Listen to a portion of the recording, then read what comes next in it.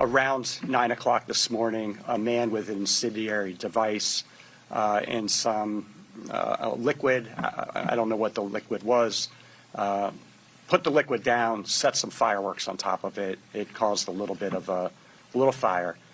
He was armed with a pellet gun.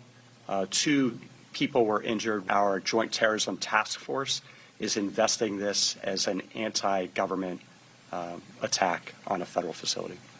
Top of the new hour here, chaos outside a federal building in New York City today. Thick smoke erupting outside the lower Manhattan complex as agents confront a suspect with their guns drawn. Hello and welcome, everyone. I'm Sandra Smith. We have an update on that situation. And look who's joining us this week. Jillian, good to have you here today. Thank you for having me, Sandra. It's awesome to be here with you in person. Live from Studio J. Good to have you. Live from Studio J. I'm Jillian Turner in for John today. This is America Reports. Right now, the FBI says they have a suspect in custody. No word on what caused the smoke we saw on scene earlier, but investigators say an incendiary device was used outside the building. It houses ICE agents as well as a federal immigration court. Law enforcement sources telling Fox News Digital the suspect's name is Andrew Arabica and that he had, quote, anti-ICE stuff on him. The White House border czar Tom Homan will be here to react in moments. First, we go to correspondent Nate Foy. He's right here in the New York newsroom with all the details. Hey, Nate. Hey, Jillian. Good afternoon. So, yeah, those law enforcement sources confirming with Fox News Digital the man arrested is named Andrew Arabica and that he had anti-ICE stuff on him. Take a live look at the scene in downtown Manhattan, the federal building. You can see investigators here picking up evidence right now. This building houses New York City's immigration court, ICE offices, and FBI field office. You can see that things are more calm now. Take a look at this next video. At about 9 a.m. Eastern time, things looked very different. This was right after that man set off fireworks outside the building, Arabica. Federal agents took him into custody. They also found a pellet gun. The FBI's assistant director in charge, James Barnacle, provided an update on those injured in the attack. 2 people were injured, 1 federal employee and 1 civilian. Minor injuries. They are both treated and released.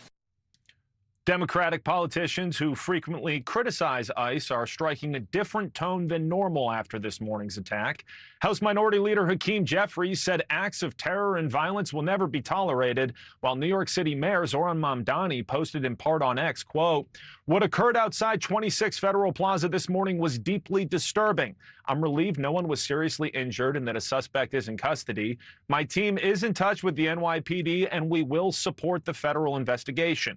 Now, as you know, Jillian, this same building has been the site of several anti-ICE demonstrations, including the one last September that resulted in the arrest of New York congressional candidate and former city comptroller Brad Lander.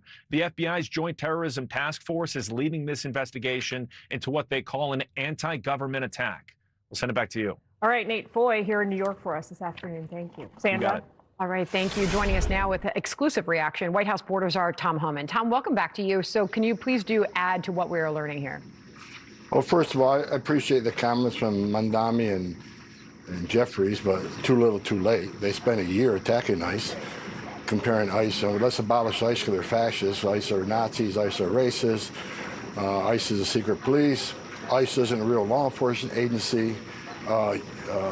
Fail to comply with ICE. I see the signs every protest resist. So look, they have educated people that they can resist ICE, and the hateful rhetoric continues, which we've had some tragedies recently because people didn't want to comply with ICE. So this is yet another example today. What happened in front of the federal building is another example of attacking ICE. And I'm sure if you ask that person why he did it, he can repeat the talking points I just said that you hear from Democratic members of Congress, the Democratic mayors and governors who simply want ICE to go away. So you complimented from Mamdani for his response here. So he said what occurred outside the plaza this morning was deeply disturbing. Said the New York City mayor, "I'm relieved no one was seriously injured and that the suspect is in custody." Mamdani's team is apparently in touch with police and will support the federal investigation. Can you add anything more to what that coordination and cooperation looks like right now, Tom? How are all these different bodies interacting right now? Well, look, I'm hoping the NYPD will work and coordinate with the FBI and federal investigators. I don't think he'd have that same stance if it was ICE conducting the investigation, right? But look, I think despite the mayor's stances and his political stance on a lot of things, I think the FBI has a close working relationship with NYPD. They have the Joint Terrorism Task Force, got the Homeland Security Committee. So I think Homeland Security Task Force. So I think the relationship's pretty good when it comes to something this serious. So we'll see how it turns out. So, you know, this incident just happened. I'm just learning about it before I walked out here on the North Lawn. So I think NYPD will work well with the FBI to address any terrorism attack. So law enforcement sources telling Fox News Digital that there was anti-ICE stuff on him. That's about all we know. Can you add any further detail to that? What exactly was the content? I don't want to get ahead of the FBI in this. I simply don't know. I just got advised of this before I came out the North Lawn. But again, why does he think ICE is bad? Why does he want to attack ICE? Again, because the last year and a half, all he's heard from Democratic members of Congress and sanctuary city mayors and governors is that ICE is not a real law enforcement agency. ICE is separating families. ICE arresting people in churches and hospitals, which is none of it's true. So I'm sure he's been educated by the wrong people, and that's why he's chosen to take action. Because every time they talk about this hateful rhetoric rises, there's that small percentage on the far left who will take some sort of ridiculous action because they feel emboldened because members of Congress are agreeing with him that ICE needs to go away. You know, Tom, just to be clear and add to the reporting here, that we know that the target here, the 26 Federal Plaza building, houses a number of government offices, including the New York office of the FBI, but also, adding to that, the immigrant court where many migrants have been arrested after leaving hearings. Bigger picture here, Tom, as we continue to look at these live pictures of the scene here in New York City. We're getting close, just over 100 days to the midterm elections. We have candidates that are openly running with anti-ICE, abolish ICE on their platforms. What is your message to those that are spreading that kind of rhetoric to voters? Educate yourselves. Go to ice.gov and educate yourself on what ICE does. It isn't just civil immigration enforcement, it's criminal immigration enforcement. It's drug enforcement. Weapons, firearms investigations. ICE actually investigates people who try to smuggle technology out of the United States, sophisticated like missile technology, and sell it to our enemies around the world. ICE conducts those type of investigations. ICE is the second largest component of the Joint Terrorism Task Force with the FBI. ICE does a lot of national security. When it comes to immigration enforcement, the majority of people we are arresting, despite the lies being told by the left, are criminals. The last number I looked at was 60% criminal, 40% non-criminal. How can anybody be against taking an illegal alien criminal off the streets of their neighborhood? So again, it's fake stories, downright lies. I challenge any Democratic representative to give me one example of ICE arresting anybody at a hospital, one example of ICE arresting anybody at an elementary school. One example of ICE arresting people at a church. Well, I hear it all the time, but they've yet provided one example. There's constant lying to the American people. They think this is a winning message for them going to the midterms, and they're going to keep it up. They're not going to go away. They're not going to stop lying. I just wish people would spend a few minutes, go to ice.gov, and look at the amazing work the men and women of ICE do every day. Okay, and as we now know, they are naming the suspect Andrew Arabaca. I'm not sure exactly how that's pronounced. But I do want to highlight what is on the screen here before it's removed.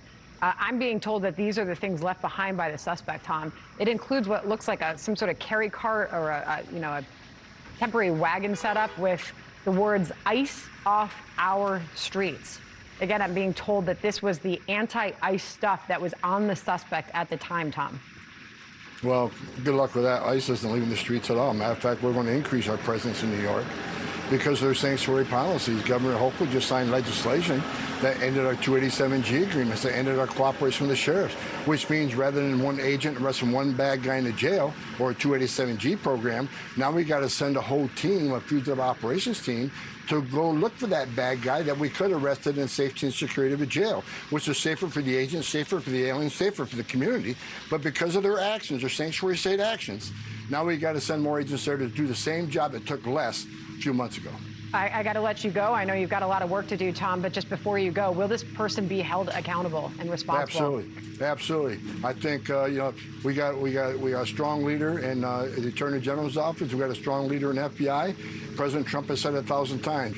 We will not stand by and let anybody violate the law, especially when it comes to domestic terror acts like this or attacks against ICE officers. Attacks against ICE officers up over 1,400%. Zero tolerance. President Trump told me this himself. Zero tolerance. You attack ICE, you'll be held to the highest standards of the law. Got it. Tom, we really appreciate you joining us here top of the hour on this news. Thank you very much, sir. Be sure to like and subscribe for all the Fox News latest on YouTube and catch full shows streaming now on Fox One.